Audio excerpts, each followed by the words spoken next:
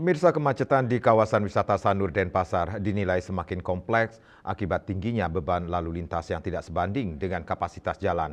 Kondisi tersebut diperparah oleh terus bertambahnya jumlah kendaraan dan belum optimalnya pengelolaan arus transportasi di kawasan tersebut.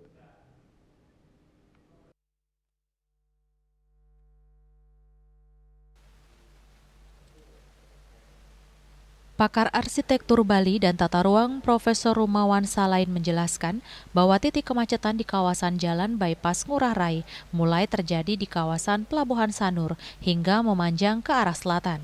Meski sempat sedikit terurai di kawasan Pengembak, kepadatan kembali terjadi di sejumlah persimpangan berikutnya.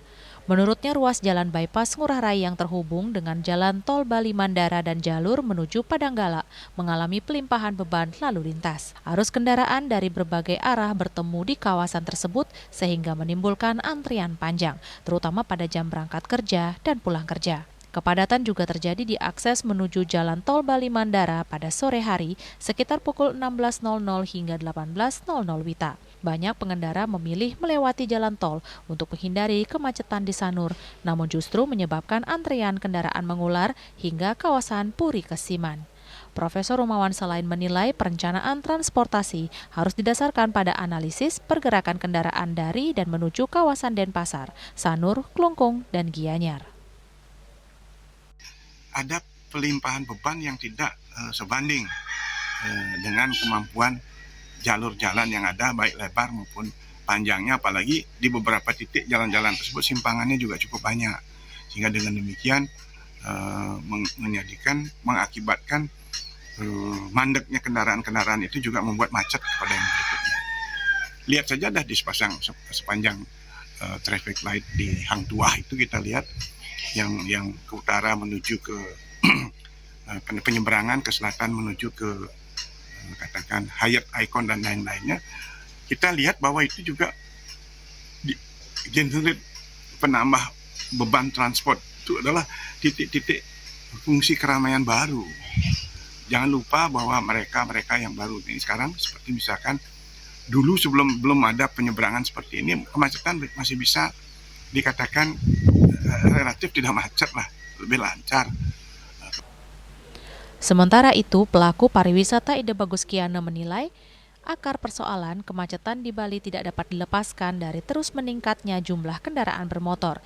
Di sisi lain, pendapatan daerah masih bergantung cukup besar pada sektor pajak kendaraan, sehingga kebijakan pembatasan kendaraan kerap menghadapi dilema karena berpotensi mempengaruhi penerimaan daerah.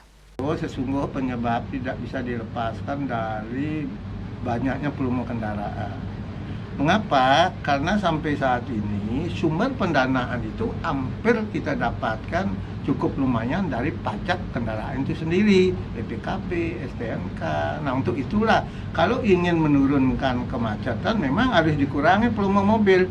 Tapi kalau dikurangi volume mobil, saat Pak Gubernur menyampaikan laporan APBD-nya dari pihak DPR atau masyarakat juga tidak boleh menekan Pak Gubernur karena sumbernya kita kurangi. Dulu pernah diucapkan oleh gubernur sebelumnya untuk mengurangi tahun-tahun mobil yang bisa lewat di Bali, tapi belakangan menghilang lagi.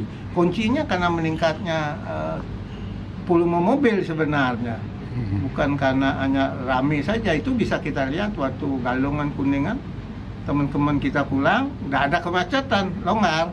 Begitu Galung hilang, macet lagi karena volume mobil terlalu banyak. Selain penataan dan rekayasa lalu lintas, pemerintah juga perlu mempertimbangkan kebijakan pengendalian pertumbuhan kendaraan agar kawasan wisata Sanur tetap nyaman bagi masyarakat maupun wisatawan. Yana, Bali TV.